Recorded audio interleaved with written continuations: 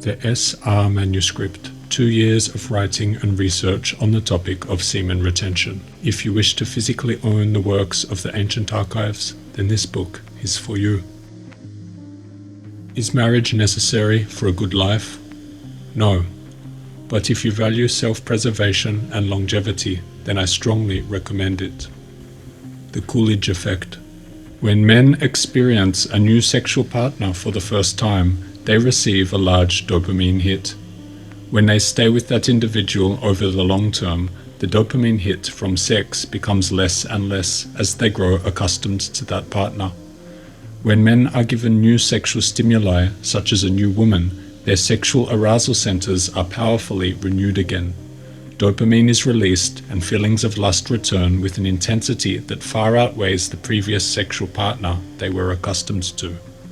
This phenomenon is known as the Coolidge effect. Many men chase this dopamine hit at the cost of everything else, and thus live a life of constantly seeking out new sexual encounters. Nothing stimulates the sexual appetite like novelty does, even at the expense of our body's integrity and energy. The sexual urge will entice man to keep copulating with new females. Anyone practicing semen retention will find it wise to avoid stimulation in sexual novelty, that is to say, meeting multiple new women for sexual activity. Such an activity is sure to cause one to lose their seed, along with their energy, vitality, and life force. An insatiable sexual desire corrupts a man's morals and ethics. The constant overactivity of the gonads deteriorates the organism, as many studies into gonad overactivity and hypergonadism have indicated. It essentially turns the man into a degenerate. That is why control of the sex function is of absolute necessity. The ancient Jewish texts, Hindu texts, Chinese texts, many of the most sacred scriptures of the world contain this message in those pages. This is one of the most universal rules of life that for some reason is largely ignored in modern society. A lifestyle that prevents this constant stimulation and release of dopamine will thus be very beneficial to one retaining their sexual energy. If you wish to grow into your ideal form, to live a clean and hygienic life free from the depravity and influence of lust, and in a state of healthy balance, then I strongly recommend marriage. Again, why? Because a man married to a good woman develops the qualities of a good human: love, affection, and compassion. It is easier for a man to cool and control his sexual passions when in a long-term partnership such as marriage, due to the aforementioned Coolidge effect.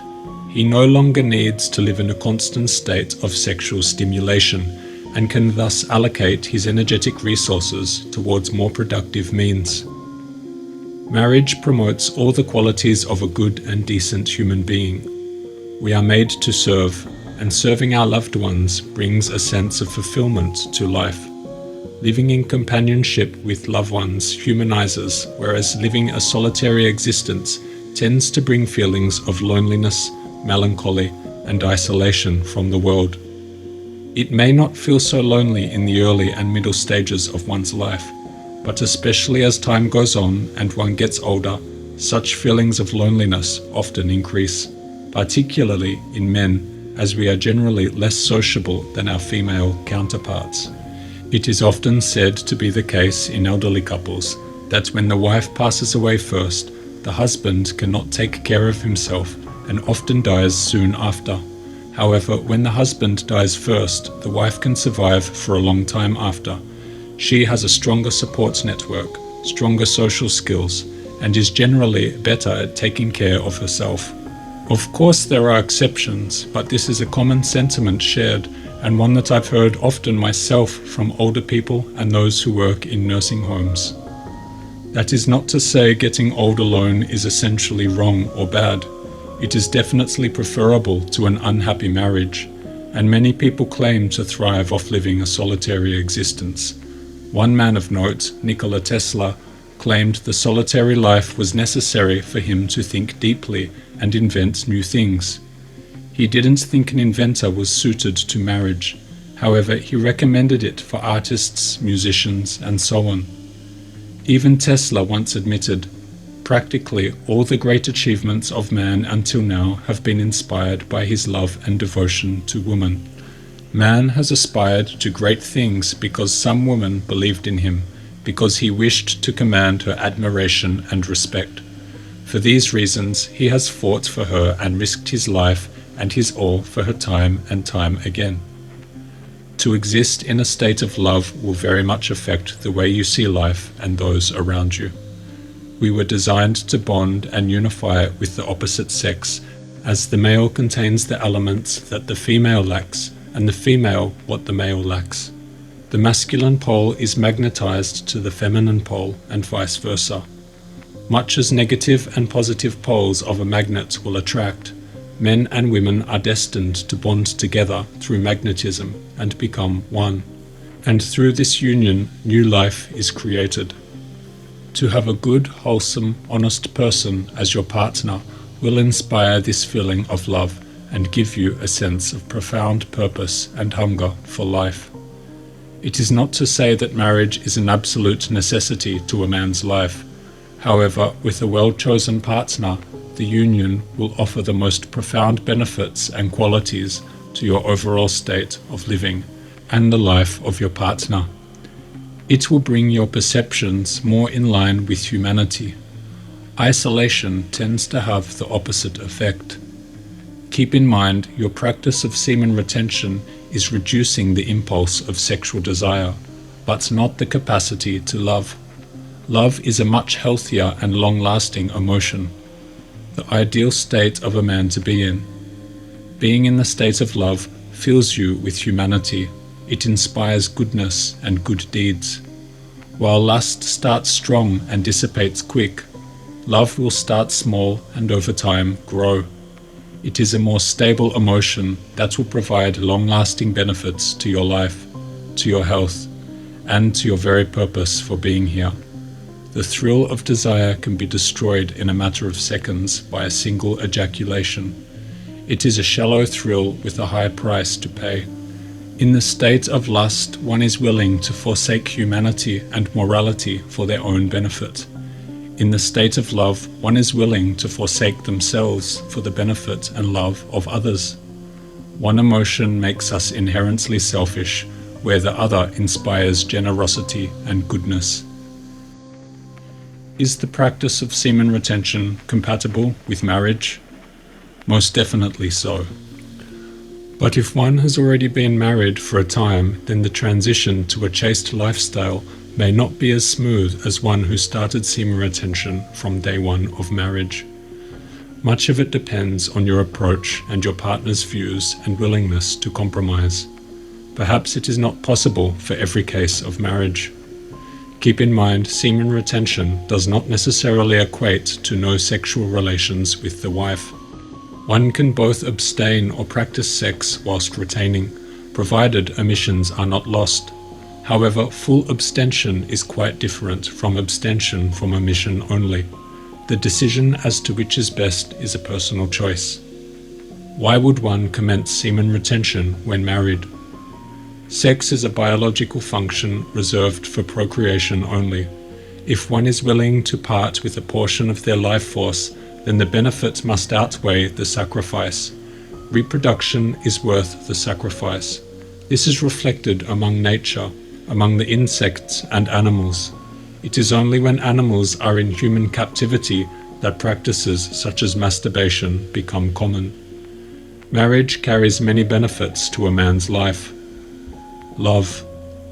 Nothing will enrich your life more than the feeling of love in your heart. Above all else, a successful marriage is bonded together by the strength of love from both parties. Perhaps the most important trait to look for in a potential wife is her capacity for great love. As Fowler writes, man's love must be powerful, but a woman's love must be stronger still, because the mother has the most to do and sacrifice. If you are considering marriage with a woman whose feelings for you are lukewarm and leave much to be desired, then it is best to walk away. Rather than hope things will improve in the future, it is best to start with the foundation of strong love.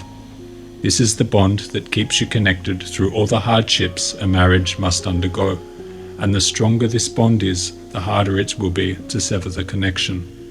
You must pick the right woman.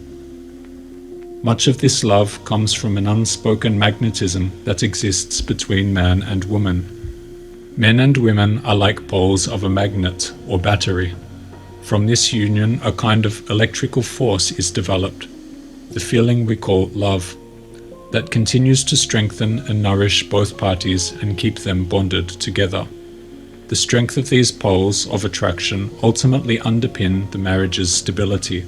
Strong magnetism equates to a strong marriage. This force of magnetism lies in one's very gender.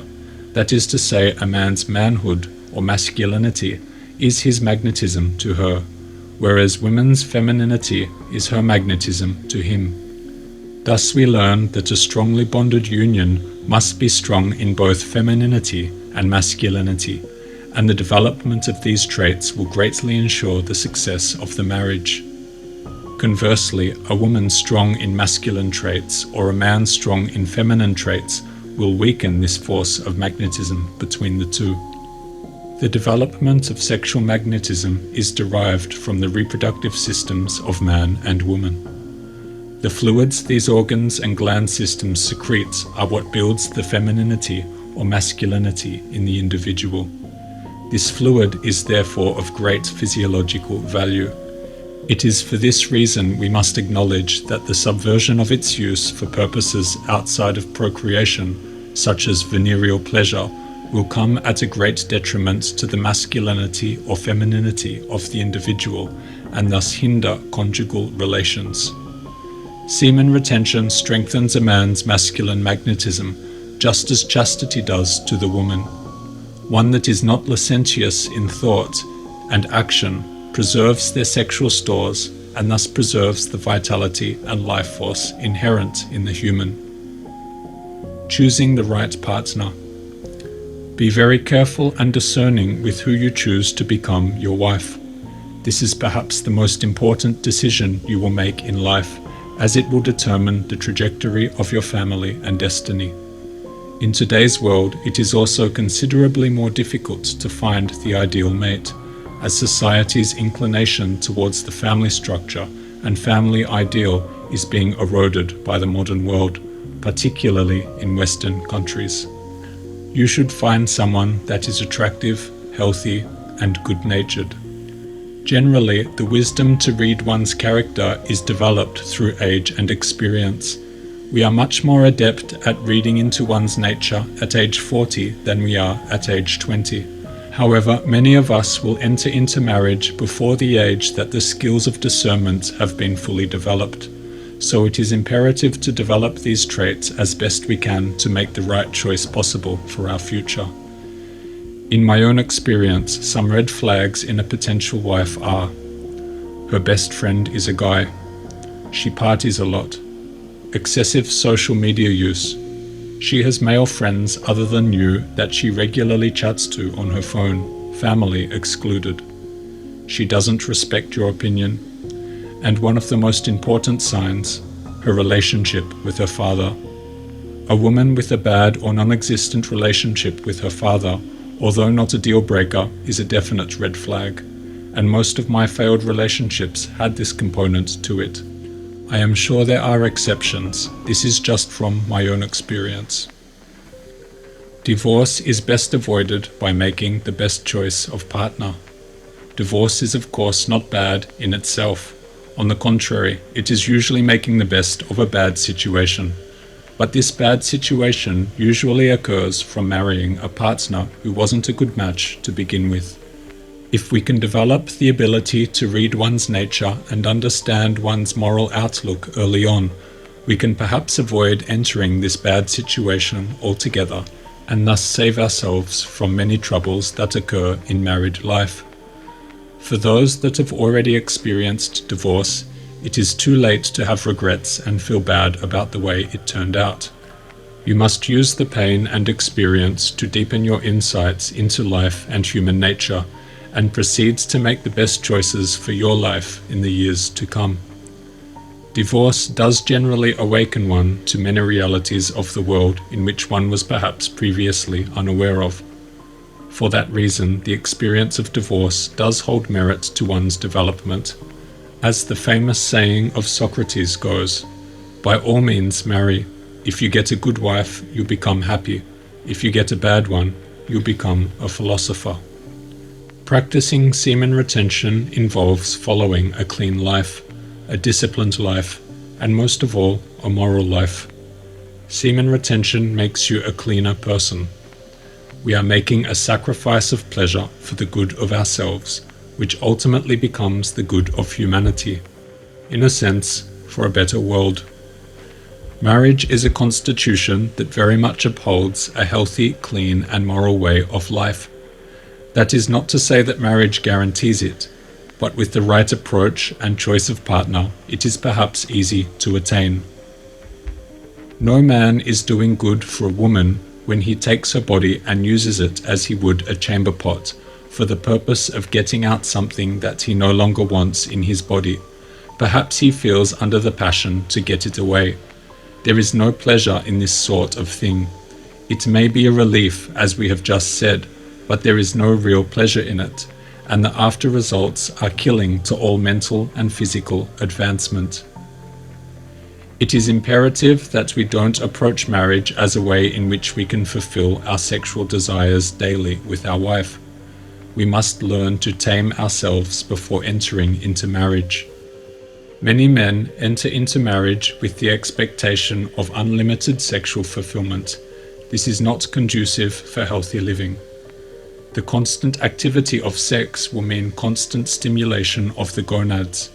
Overstimulation of the gonads is known in medical terms as hypergonadism, and the symptoms are similar to that of a wasting disease: muscular degeneration, hair loss, bone loss, infertility, and so on. Reverse engineer this illness, and the prevention or the exertion of the gonads would seemingly thus build muscle quality, improve hair quality, strengthen bones, keep you fertile, and so on.